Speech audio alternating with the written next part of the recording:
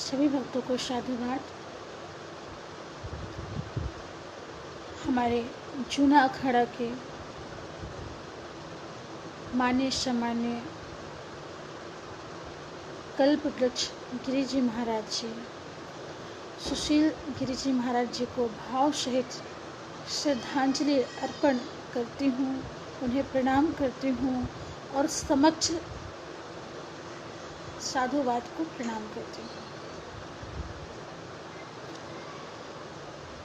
बहुत ही दुखद विषय है जिस पर मैं चर्चा करने जा रही हूँ कि महाराष्ट्र के पालघर में 2 साधुओं पर और एक ड्राइवर पर बहुत ही बुरी तरह आक्रमण किया गया। महाराष्ट्र पर एक तरह से कलंक लगाया गया। वो जो साधु हैं सनातन धर्म के कल्प वृक्ष, पालघर में 2 साधुओं की हत्या नहीं की गई है, भगवा वस्त्र की हत्या की गई है, सनातन धर्म की हत्या की गई है, मानव जाति की हत्या की गई है, एक धर्म की हत्या की गई है। ये कहाँ की नीति है? जो 2 साधु एक सुंदर कार्य के लिए, अनुष्ठान के लिए मुंबई से सूरत की ओर जा रहे थे और उनकी हत्या कर दी जाए।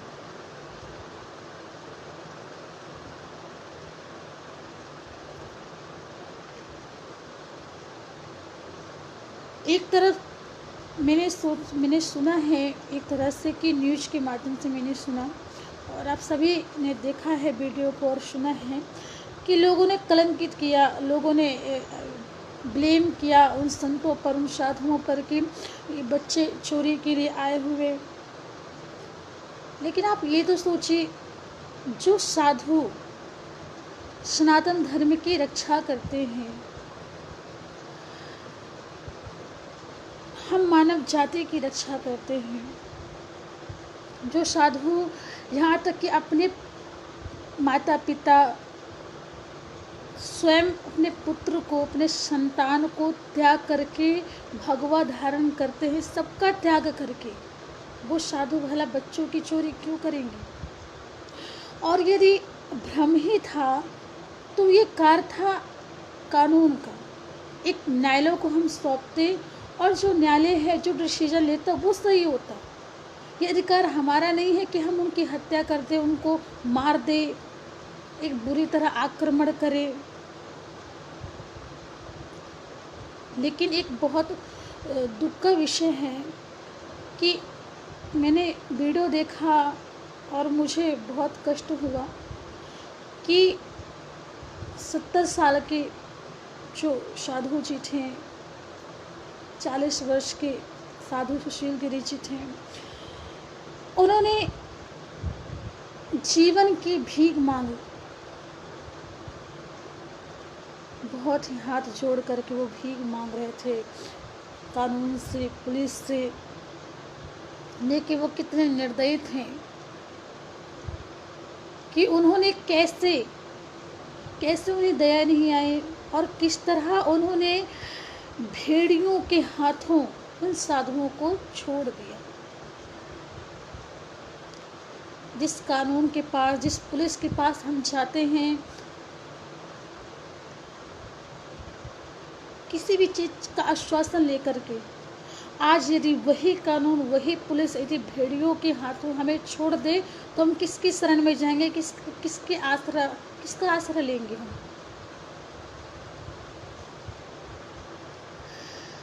जब अग्नि में जल करके सब कुछ समाप्त हो जाता है, यदि हम अग्नि में किसी भी वस्तु को, किसी भी चीज़ को यदि हम जलाएं तो वो समाप्त हो जाता है, राख हो जाता है, सब कुछ खत्म हो जाता है। उसी प्रकार साधु का त्याग है। जिस प्रकार अग्नि में जलकर सब कुछ समाप्त हो जाता है, उसी प्रकार जब साधु एक भगवा वस्त्र को धारण करता है तो वह अपने माता पिता, अपने बीवी बच्चों को सबका त्याग कर देते हैं, तब कहीं जाकर के भगवा वस्त्र हमें प्राप्त होता है। यानी कि सब कुछ खत्म करने के बाद, सब कुछ समाप्त होने के बाद, सबका त्याग करने के बाद ये भगवा वस्त्र मिलता है। तो क्या इस भारत में भगवा वस्त्र धारण करना, भगवा को अपना लेना क्या गुनाह है, क्या मना है, क्या अधर्म है, क्या गलत है?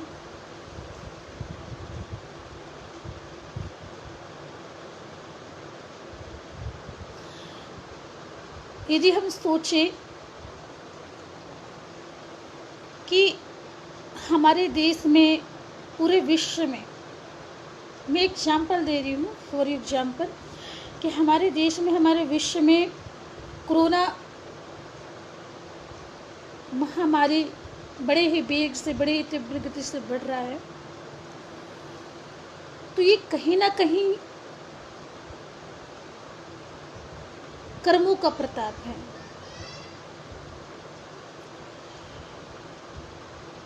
It's not corona, in fact it's karma. ये हमारे कर्मों का प्रताप है कि हम इसका भोग भुगत रहे हैं। चीन वालों ने ऐसा घिनौना कृत्य किया, नॉन वेज खाया, और सभी मिलकर के जो पशु पक्षियों पर अत्याचार किए, उससे वो उस अत्याचार से रिप्लाई में हमें कोरोना के रूप में हम उसे भोग रहे हैं। तो मैं मानती हूँ कि चलो, हमने जैसा, लोगों ने जैसा कर्म किया उसका भुगतान सब भोग रहे हैं। गलती किसी एक ने की है, लेकिन उसका भोग सभी भोग रहे हैं, सभी मानव जाति भोग रहे हैं, सभी संप्रदाय के वर्ग भोग रहे हैं। लेकिन जो संत हैं वो तो किसी की हत्या नहीं करते, वो किसी भी प्राणी की हत्या नहीं करते, किसी भी जीव का मर्डर नहीं करते। यदि कोई एक भी संत हो जो अत्याचार करता हो, तो मान लेते हैं कि चलो संत ऐसा अत्याचार कर रहे हैं, या फिर करते हैं, या फिर कर चुके हैं, इसलिए वो भोग रहे हैं। तो कहीं पर ऐसा विषय नहीं आया है कि संत किसी की हत्या करते हों, या किसी को तकलीफ़ देते हों, किसी को कष्ट देते हों। फिर आज जो आक्रमण हुआ है संतों पर, दो संतों की हत्या कर दी गई है, वो क्यों की गई है? ऐसा क्यों हुआ है? क्या ये सही है? सनातन धर्म का अपमान किया गया है। सनातन धर्म की जो वृक्ष है उनकी हत्या की गई है।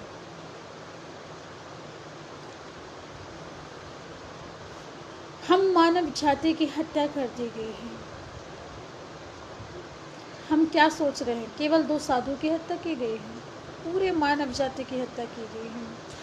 अब आप सोचेंगे कि मानव जाति की हत्या कैसे की गई है, तो आप सुनिए। हम सब किन की संतान हैं? हम सभी मानव जाति, चाहे वो किसी भी संप्रदाय का क्यों ना हो, हम बड़े गर्व से कहते हैं ना कि हम इस गोत्र के हैं, हम सांडिल गोत्र के, हमारे जो गोत्र है वो अगस्त मुनि जी हैं, हमारे जो गोत्र है वो अत्रि मुनि जी हैं, हमारे जो गोत्र है वो दक्ष हैं, वो नारद है, वो कश्यप है। हम बड़े गर्व से कहते हैं। तो जो हमारे गोत्र हैं वो कौन है? संत हैं।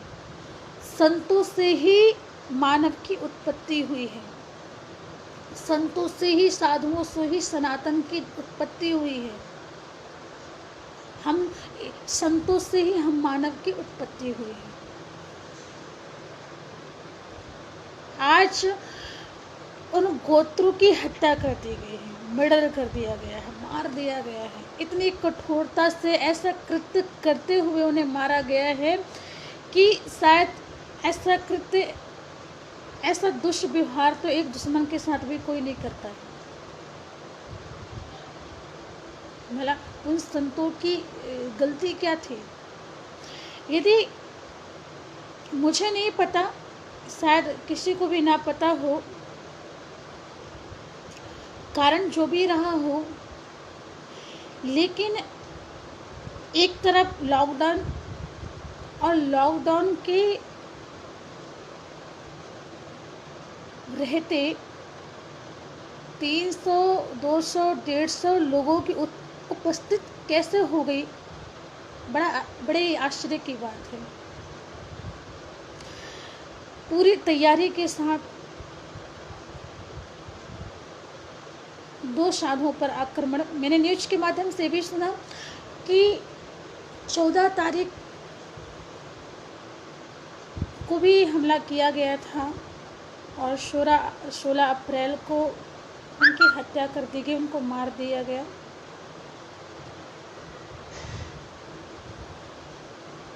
राक्षसों की भांति, जिस प्रकार आपने देखा है, रामायण देखा है, लोग रामायण देखते हैं, सुनते हैं, गाते हैं, देखते हैं, लेकिन अनुशासन क्या है, लोग उसे नहीं अपनाते। वो साधु जो सदियों से, सतयुग से, त्रेता से, द्वापर से, यहाँ तक कि कलयुग में भी जो सनातन धर्म की रक्षा करते आ रहे हैं, जैसा कि साधु हवन करते हैं, अनुष्ठान करते हैं, सुबाहु जैसे राक्षस आक्रमण करते हैं, ठीक उसी प्रकार 2 साधुओं पर महाराष्ट्र के पालघर में न जाने 200-300 राक्षस आक्रमण करके उन्हें मार दिए, उनकी हत्या कर दी। साधु हमेशा अनुष्ठान ही करते हैं हम सब मानव जाति के लिए। यदि साधु ही नहीं रह जाएंगे तो हम किसे कहेंगे कि हमारा गोत्र है? हमारा गोत्र क्या है? बिना गोत्र के लोगों की पहचान नहीं मानी जाती। हम चाहे कोई भी अनुष्ठान करें, कोई भी कार्य करें, तो लोग पूछते भैया किस संप्रदाय से हो, किस गोत्र से, तुम्हारा गोत्र क्या है? आज उसकी हत्या कर दी गई है। हम सभी मानव जातियों के लिए बहुत बड़ा घोर अपमान है। और वही सम्मान हम सभी को मिलकर के लाना है, और वो सम्मान तभी लौटेगा जब महाराष्ट्र की जो सरकार है, जो मुख्यमंत्री जी हैं, उन दुष्टों को पकड़े, देखें और उन्हें अपने कस्टडी में लाएं और उन्हें कठोर से कठोर सजा दी जाए। ऐसे घिनौने कृत्य करने वालों को ऐसी घिनौनी सजा दी जाए, ऐसी कठोर सजा दी जाए कि ये कार्य करने से पहले लोगों की रूह कांप जाए, वो करोड़ों बार सोचे वो कार्य करने से पहले। बहुत निंदनीय विषय है कि संतों का इस प्रकार से घिनौने तरीके से इस प्रकार कृत्य करते हुए उनको मार देना। मैंने न्यूज के माध्यम से सुना कि कुछ लोगों का कहना है कि बड़े ही भोले भाले हैं, आदिवासी थे, भोले वाले थे। क्या वो इतने भोले भाले थे कि उनकी आंखें, वो इतने अंधे हो गए थे कि उन्होंने वस्त्र क्या धारण किया था? एक भगवा वस्त्र धारण किया था। भगवान ने सब कुछ दिया है सोचने समझने के लिए, क्या उन्होंने ये नहीं सोचा कि एक भगवा वस्त्र धारण किया वो एक साधु है, और साधु ऐसा घिनौना कृत्य तो कर ही नहीं सकता। क्या वो चोरी करेगा? क्या बच्चों की चोरी करेगा? जो स्वयं बच्चों का त्याग करके हमारी रक्षा करने के लिए, सनातन धर्म की रक्षा करने के लिए जो सब कुछ त्याग करके निकल पड़ते हैं, चले जाते हैं, संतों की टोली में सम्मिलित हो जाते हुए संत बन जाते हैं, क्या वैसा कार्य कर सकते हैं? पहले आप ये तो सोचते। और ठीक है, मैंने सुना कि अफवाह फैली हुई थी कि चोरी हो जाती है, ये हो जाता है, ठीक है, मानती हूँ, लेकिन ये आपका विषय नहीं था। आपको किसी को मारने का अधिकार बिल्कुल भी नहीं है, और संसार में किसी को भी किसी की हत्या करने का कोई अधिकार नहीं है। किसी को जान से मार देने का अधिकार बिल्कुल भी नहीं है। ये अधिकार भगवान का है और सजा देने का अधिकार न्यायालय का है। कोई भी यदि ऐसी बात होती उस समय, प्रेजेंट के समय में, तो उसे कानून संभालती। लेकिन कानून कैसे संभालती? आपने देखा है वीडियो के माध्यम से, कानून तो स्वयं उस भेड़ियों के हाथों में सौंप दी। 2 साधु भीख मांग रहे थे, जानकी हमारी जान की रक्षा कीजिए, हमारी रक्षा कीजिए, आप नहीं करेंगे तो कौन करेगा। मुझे बड़ा कष्ट हो रहा था वो वीडियो देख करके। वो हाथ जोड़ रहे थे, वो उनके हाथ को पकड़ रहे थे, पुलिस की, सिपाही की, उन कानूनों के हाथ पकड़ रहे थे। लेकिन उन्होंने क्या किया? भेड़ियों के हाथ पर सौंप दिया कि जाओ।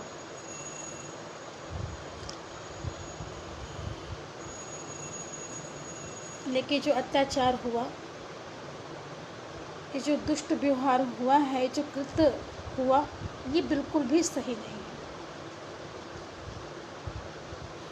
हमारे जूना अखाड़ा के अध्यक्ष जी ने भी कहा है कि 3 मई के बाद हम क्या करते हैं ये सभी देखेंगे। यदि सुनवाई नहीं हुई तो, यदि हमारा सम्मान नहीं लौटाया जाएगा तो महाराष्ट्र का कलंक तभी मिटेगा जब न्याय दिलाया जाएगा।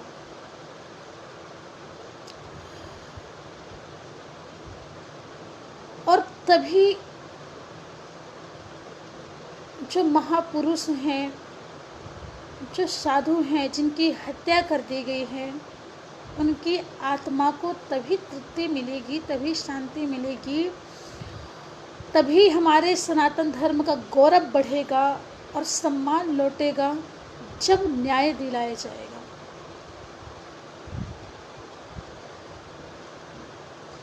बहुत बुरी तरह मानव सनातन धर्म को नीचा दिखाया गया है ये कृत्य करके।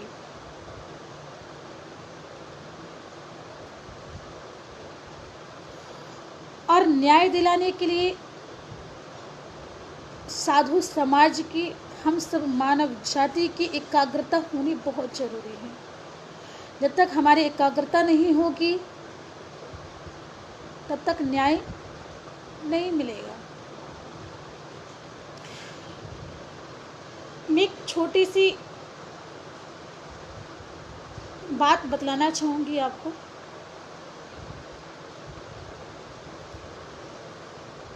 एग्जाम्पल के माध्यम से कि एक चिड़िया थी, और मैं भागवत कथा के माध्यम से हमेशा इस प्रसंग को जरूर लाती हूँ, सभी को दिशा दिखाने के लिए, एक मार्ग दिखाने के लिए, कि एक चिड़िया थी और जब वो दाने लेने के लिए गई अपने बच्चों के पेट भरने के लिए, दाने लेने के लिए जब बाहर गई वो, तो उसने जो अंडे डाले हुए थे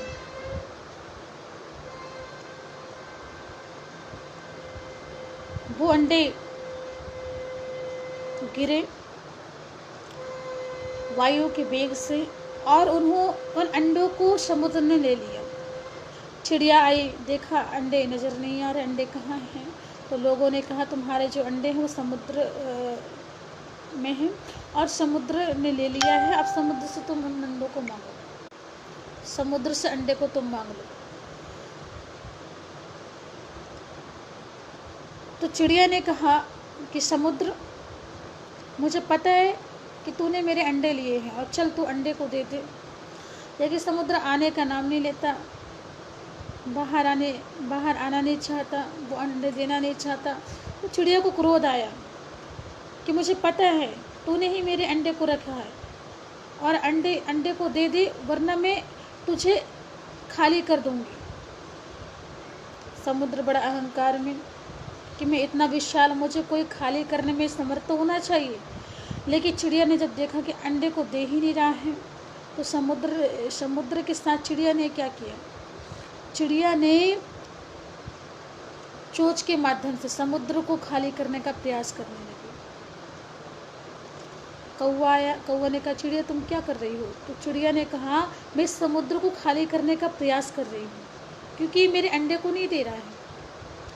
तो कौवे ने कहा अरे ये इतना विशाल समुद्र है, तुम कैसे खाली कर पाओगी? लेकिन चिड़िया ने कहा तू एक पक्षी होकर, एक समाज का होकर के साथ देने की वजह तू भाषण दे रहा है। यदि साथ देना है तो दे, वरना रास्ता दे। कौवे ने कहा ठीक है चिड़िया, मैं तो ज़रूर हेल्प करूँगा, ज़रूर साथ दूंगा। अब तो चिड़िया कौवा दोनों मिलकर के अपने चोंच के माध्यम से समुद्र को खाली करने में लग गए।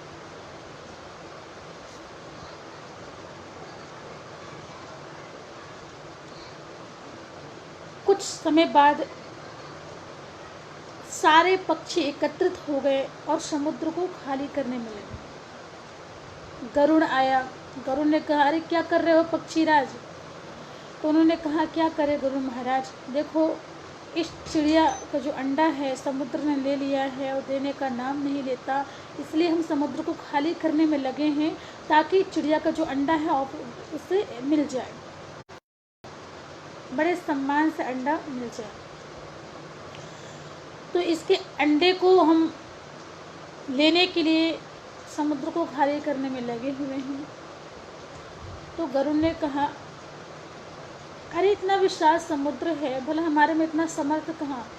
तो सभी पक्षियों ने कहा गरुड़ जी आप हमारे समाज के बिरादरी के हैं, आप हमारा सहयोग करें, हमारा साथ दें, हमारी सहायता करें।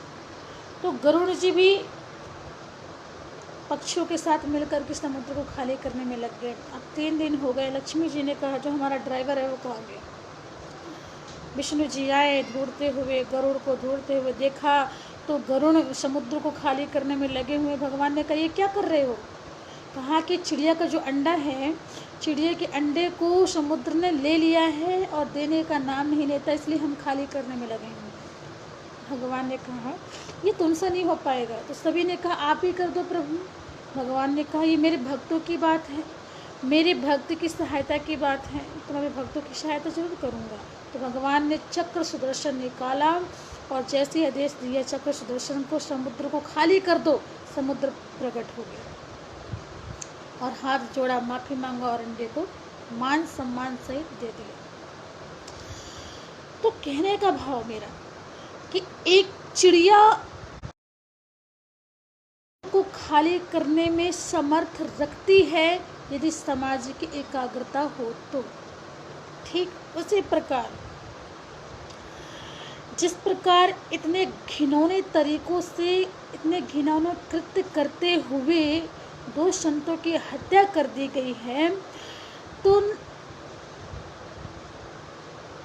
सनातन धर्म की हत्या कर दी गई है। और जिन दुष्टों ने, जिन राक्षसों ने हत्या की है, उन राक्षसों को पकड़ा जाए और उन्हें कठोर से कठोर सज़ा दी जाए, चाहे वो फांसी ही क्यों ना हो, उन्हें सज़ा दी जाए। और तभी उन साधुओं की आत्मा को शांति मिलेगी, तृप्ति मिलेगी और हमारा जो सनातन धर्म है उन्हें न्याय मिलेगा। और आप हम सभी साधुवाद, सभी मानव जाति, सभी समाज मिलकर के सुंदर एकाग्रता बनाते हुए हमारे महाराष्ट्र की जो सरकार है उनसे अपील की जाए। और मेरा भी निवेदन है, फोर्सली मेरा निवेदन है कि न्याय दिलाया जाए और सम्मान, जो गौरव था हमारे सनातन धर्म का, साधु का, हमारे जूना अखाड़ा का जो बहुत बुरी तरह अपमान किया गया है, उनको मान सम्मान से न्याय दिलाते हुए उनको पुनः सम्मान दिया जाए। यही मेरा निवेदन है सभी से। और इसी निवेदन के साथ मैं आप सभी भक्तों को पुनः एक बार साधुवाद करती हूँ।